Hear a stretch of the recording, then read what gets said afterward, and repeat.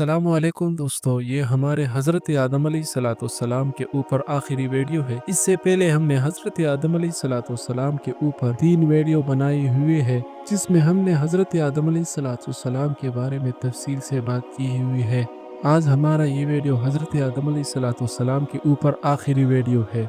जब हज़रत आदम अलैहिस्सलाम को अल्लाह ताला ने दुनिया में भेजा तो हज़रत आदम अलैहिस्सलाम 200 बरस अपनी तौबा और फिक्र के गम में रहे। एक दिन हज़रत आदम अलैहिस्सलाम अपना हाथ पेशानी पर रखकर और सर जानों पर रखकर रो रहे थे कि हज़रत जिब्रील अलैहिस्सलाम आए। हज़रत जिब्राईल अलैहिस्सलाम ने हज़रत आदम अलैहिस्सलाम की ये परेशानी देखी तो वो भी रोने लगे और कहा, इस कदर क्यों रो रहे हो? हज़रत आदम अलैहिस्सलाम ने कहा कि आसमान की बुलंदी से मुझे जमीन में और नेमतों के घर से निकाल कर रंज व गम में उतारा है और मकाम जावेद से पनाह के मकाम में लाया है। फिर हज़रत इब्राहीम अलैहिस्सलाम ने खुदा के दरबार में हज़रत आदम अलैहिस्सलाम की फरियाद पहुंचाई। परवरदिगार जल्ल शानहू ने फरमाया, मेरी रहमत मेरे गज़ब पर गालिब है, तेरी आवाज़ मैंने सुनी। बाज़ रिवायत में है कि जब हज़रत आदम अलैहिस्सलाम को ज़मीन पर उतारा गया तो 40 दिन तक रंज व गम में ना खाया और ना पिया और रंज व गम में 300 साल रहे। रंज व गम से हज़रत आदम अलैहिस्सलाम का रंग सियाह हो गया था। तो परवरदिगार जल्ल शानहू ने ये कलिमात तालीम फरमाई, रब्बना ज़लमना अनफुसना व इल्लम तगफिर लना व तरहमना लनकूनन्न मिनल खासिरीन। ए हमारे रब, हमने जुल्म किया अपने नफ्सों पर, अगर तू न बख्शे हमको और रहम न करे हम पर तो हम जरूर हो जाएंगे खसारे वालों में से। तिबरानी और हाकिम ने हजरत अमीरुल मुमिनीन उमर बिन खत्ताब रदियल्लाहु ताला अन्हु से रिवायत नकल की है कि हजरत मोहम्मद सल्लल्लाहु अलैहि वसल्लम ने इरशाद फरमाया कि हजरत आदम अलैहिस्सलाम से खता सरजद हुआ तो तौबा कबूल होने में हैरान थे। इतने में इन्हें याद आ गया कि जिस वक्त खुदा ताला ने इनको पैदा किया तो इस वक्त अपना सर अर्श अजीम की तरफ उठाया तो वहाँ लिखा हुआ देखा, ला इलाहा इल्लल्लाह मुहम्मद रसूलुल्लाह सल्लल्लाहु अलैहि वसल्लम। ये मालूम कर लिया कि मोहम्मद सल्लल्लाहु अलैहि वसल्लम कोई बड़े दर्जे वाला होगा जिसका नाम खुदा ताला के नाम के साथ लिखा हुआ है। इसलिए अर्ज किया, अस्अलुका बिहक़्क़ि मुहम्मदिन अन तग़फ़िरली, यानी इलाही मुझे मोहम्मद सल्लल्लाहु अलैहि वसल्लम के लिहाज से बख्श दे। खुदा ताला ने फरमाया, मैंने मोहम्मद सल्लल्लाहु अलैहि वसल्लम के लिहाज से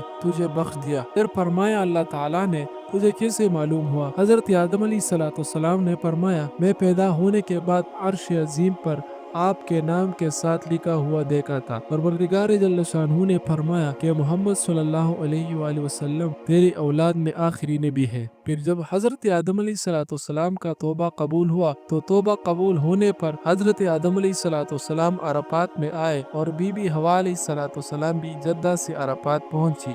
दोनों की तौबा कबूल हुई। रंज व गम व ज़ारी की वजह से रंग सियाह हो गए थे, एक दूसरे की पहचान न थी। हजरत जिब्राईल अलैहिस्सलाम ने तारुफ कराया, इसलिए मैदान का नाम अरफात मशहूर हो गया।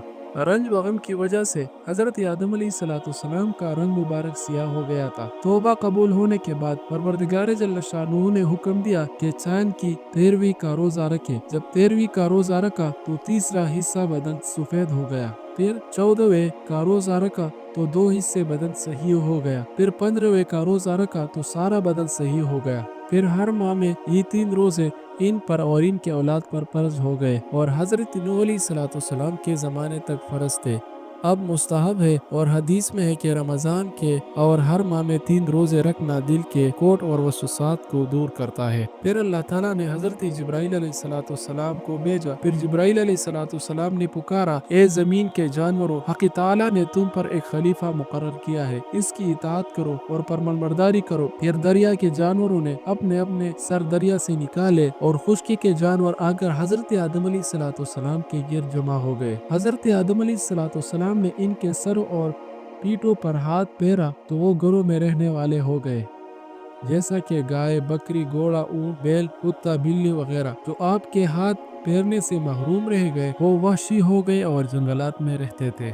अनस बिन मालिक ने हुजूर सल्लल्लाहु अलैहि वसल्लम से रिवायत किया है, अव्वल मन हाका आदमा, यानी सबसे पहले आदम अलैहिस्सलाम बुनने का काम शुरू किया। और हाकिम और इब्न अब्बास रदियल्लाहु ताला अन्हु से रिवायत है, आदमो مراسن یعنی آدم علیہ السلام کا اشکاری کرتے تھے۔ حضرت آدم علیہ السلام کو اللہ تعالیٰ نے ہر قسم کی صنعت سکھائی، زمینداری وغیرہ، گندم بوئی گئی، پھر وہ کاٹی گئی، اس کے دانے نکالے گئے، پھر چکی پیسی گئی، پھر آٹا گوندھ کر روٹی پکائی گئی، اور حضرت آدم علیہ السلام کے ساتھ جنت سے ہر قسم کے بیج اور موسیٰ علیہ السلام کا 10 گز لمبا عصا اور درختوں کے طرح طرح کے بیج آئے تھے، لیکن حضرت آدم علیہ السلام خطا کی ندامت اور توبہ کے فکر میں پریشان تھے۔ ابلیس لعین نے اس موقع کا فائدہ مالی غنیمت جان کر اپنا ہاتھ ان بیجوں میں پھیرا، جس بیج کو شیطان لعین کا ہاتھ لگا وہ بے فائدہ ہو گیا، اور جو ان کے ہاتھ سے بچ گیا وہ فائدہ مند ہو گیا۔ پھر حضرت آدم علیہ السلام نے کہا کہ اللہ تعالیٰ یہاں پر تو کوئی تیری تسبیح اور تصدیق بیان کرنے والا نظر نہیں آتا اور نہ کوئی عبادت گاہ ہے۔ پھر پروردگار جل شانہ نے حضرت جبرائیل علیہ السلام کو بھیجا بیت المعمور کے برابر جہاں خانہ کعبہ ہے، وہاں جبریل علیہ السلام نے اپنا پر مارا، 7 زمین کے نیچے سے اوپر تک بنیاد پڑ گئی۔ اس بنیاد کو فرشتوں نے بڑے بڑے پتھروں سے پر کیا، ایک ایک پتھر 10 آدمی بھی نہ اٹھا سکے۔ یہ پتھر ان پہاڑوں سے لائے گئے تھے، کوہ لبنان، کوہ سینا، کوہ جودی، کوہ ہرا۔ اس بنیاد پر بیت المعمور کو نازل فرما کر لٹکایا تاکہ اس کے گرد آدم علیہ السلام اور ان کی اولاد طواف کرے۔ جب آدم علیہ السلام اور بی بی حوا کی توبہ قبول ہو گئی، پھر اطمینان ہو گیا، چین اور سکون سے زندگی بسر کرنے لگے۔ بی بی حوا کے حمل سے جوڑا جوڑا پیدا ہوتے تھے۔ حضرت آدم علیہ السلام خدا کے حکم سے جس بھائی کے ساتھ بہن پیدا ہوتی دوسرے جوڑے سے نکاح کر دیتے تھے۔ سب سے بڑا قابیل تھا، اس کے ساتھ جو لڑکی پیدا ہوئی تھی وہ نہایت ہی خوبصورت تھی، جس کا نام اقلیمہ بتایا ہے، اور جو لڑکی حابیل کے ساتھ پیدا ہوئی تھی وہ اتنی خوبصورت نہ تھی۔ قابیل نے اس بات کو پسند نہیں کیا۔ پھر حضرت آدم علیہ السلام نے فرمایا تم دونوں اپنی اپنی قربانیاں میدان میں لے جاؤ، جس کی قربانی منظور ہوگی وہ اقلیمہ کے بارے میں کامیاب ہوگا۔ تو حابیل نے اپنے ریوڑ سے بہترین دمبا لے لیا، اور قابیل چونکہ ناحق پر تھا وہ ایک ڈھیر گندم لے گیا۔ اس وقت خدا تعالیٰ کا یہ حکم تھا، ایک آگ اگر جو صدقہ اور قربانی منظور ہوتی اس کو جلا دیتی تھی، جو نہ منظور ہوتی اس کو نہ جلاتی۔ تو خدا تعالیٰ کی طرف سے ایک آگ آ گئی، حابیل کا دمبا جلا دیا، اور قابیل کی جو ڈھیر گندم تھی وہ رہ گئی۔ قابیل اس توہین کو برداشت نہ کر سکا، اس نے غیظ و غضب میں آ کر حابیل سے کہا اب میں تجھے قتل کروں گا، جیسا کہ اللہ تعالیٰ قرآن مجید میں فرماتا ہے وَاتْلُ عَلَيْهِمْ نَبَأَ ابْنِ آدَمَ بِالْحَقِّ إِذْ قَرَّبَ قُرْبَانًا فَتُقُبِّلَ مِنْ أَحَدِهِمَا وَلَمْ يُتَقَبَّلْ مِنَ الْآخَرِ قَالَ لَأَقْتُلَنَّكَ قَالَ إِنَّمَا يَتَقَبَّلُ اللَّهُ مِنَ الْمُتَّقِينَ وَلَئِنْ بَسَطْتَ إِلَيَّ يَدَكَ لَتَقْتُلَنِي مَا أَنَا بِبَاسِطٍ يَدِيَ إِلَيْكَ لَأَقْتُلَكَ إِنِّي أَخَافُ اللَّهَ رَبَّ الْعَالَمِينَ۔ آپ پڑھیے ان کے سامنے آدم علیہ السلام کے 2 بیٹوں کی خبر، جب قربانی کی انہوں نے قربانی کرنا پس قبول کی گئی ایک کی ان دونوں میں سے اور نہ قبول کی گئی دوسرے سے، کہا میں ضرور مار ڈالوں گا میں تجھے۔ حابیل نے کہا سوائے اس کے قبول نہیں کرتا اللہ تعالیٰ پرہیزگاروں سے، اگر ہاتھ بڑھائے تو میری طرف تاکہ قتل کرے تو مجھے، پھر بھی میں تیری طرف نہ اٹھاؤں گا، بے شک میں ڈرتا ہوں اللہ تعالیٰ سے جو تمام مخلوقات کا رب ہے۔ کہتے ہیں کہ جنگل میں حابیل ایک پتھر پر سر رکھ کر سویا ہوا تھا، پھر قابیل نے اوپر سے دوسرے پتھر سے مار کر شہید کر دیا۔ قتل کرنے کے بعد اس کی نعش کو چھپانے کا طریقہ معلوم نہ تھا، کیونکہ اس سے پہلے حضرت آدم علیہ السلام کی اولاد میں کوئی فوت نہیں ہوا تھا، اور بعض روایت میں یہ بات بھی ہے کہ اس کی لاش کو قابیل نے 1 سال تک اپنے کندھے پر رکھ کر گھوم رہا تھا۔ پھر اللہ تعالیٰ نے مہربانی فرما کر ایک کوے کو بھیجا۔ بعض کہتے ہیں کہ 2 کوے تھے، ایک نے دوسرے کو مارا پھر اسے زمین میں دفن فرمایا۔ پھر قابیل کہنے لگا کہ میں اس کوے سے بھی بہت کمزور ہوں، جیسے کہ اللہ تعالیٰ قرآن مجید میں فرماتا ہے وَبَعَثَ اللَّهُ غُرَابًا يَبْحَثُ فِي الْأَرْضِ لِيُرِيَهُ كَيْفَ يُوَارِي سَوْءَةَ أَخِيهِ قَالَ يَا وَيْلَتَى أَعْجَزْتُ أَنْ أَكُونَ مِثْلَ هَذَا الْغُرَابِ فَأُوَارِيَ سَوْءَةَ أَخِي فَأَصْبَحَ مِنَ النَّادِمِينَ۔ صلی اللہ تعالیٰ نے کوے کو جو کوریتا تھا زمین کو تاکہ اس کو دکھائے کہ کس طرح چھپاتا ہے لاش اپنے بھائی کی۔ ابیل بولا ہے افسوس مجھ سے اتنا بھی نہ ہو سکا کہ کوے جیسا ہوتا، چھپا لیتا لاش اپنے بھائی کی، بس ہو گیا پچھتانے والوں میں سے۔ امام احمد نے حضرت عبداللہ بن مسعود رضی اللہ تعالیٰ عنہ سے روایت کی ہے کہ رسول اللہ صلی اللہ علیہ وسلم نے فرمایا کہ دنیا میں جب بھی کوئی ظلم سے قتل ہوتا ہے تو اس میں ایک گناہ حضرت آدم علیہ السلام کے پہلے بیٹے قابیل کی گردن پر ضرور ہوتا ہے، اس لیے وہ شخص جس نے ظالمانہ قتل کی ابتدا پیدا کی، یہ ناپاک سنت جاری کی۔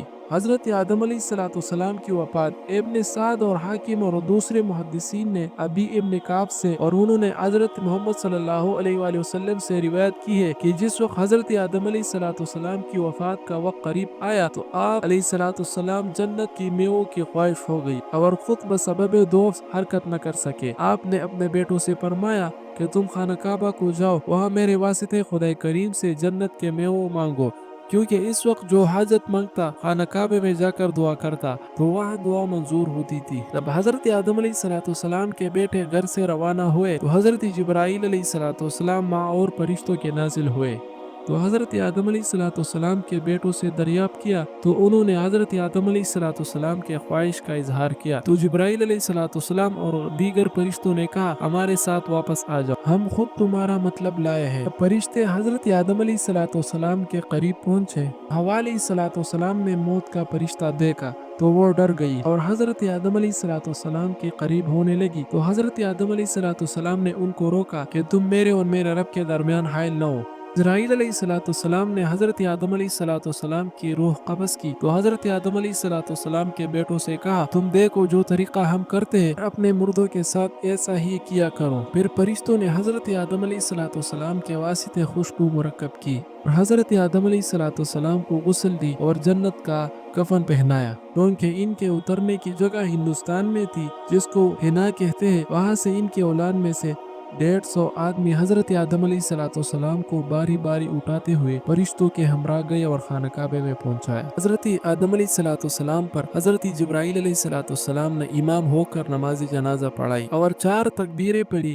اور حضرت آدم علیہ السلام کو مینا کی مسجد خیف میں دفن کیا۔ آپ کی قبر مبارک بغلہ بنائی تھی اور قبلہ کی طرف سے آپ کو قبر میں اتارا تھا اور آپ کی قبر مبارک اوپر سے کوہان اونٹ کی شکل پر بنائی تھی۔ ابو شیخ نے مجاہد رحمۃ اللہ تعالی علیہ سے روایت کی ہے کہ آپ کی کنیت دنیا میں ابو البشر ہے اور قیامت ابو محمد ہوئی۔ قیامت میں کسی جنتی کے منہ پر داڑھی اور مونچھیں نہیں ہوگی بغیر حضرت آدم علیہ السلام کی، ان کی داڑھی ناپ تک لمبی ہوگی۔ حضرت حوا علیہ السلام کی قبر مبارک جدہ میں اور حضرت آدم علیہ السلام کی قبر مینا کے مسجد خیف میں ہے۔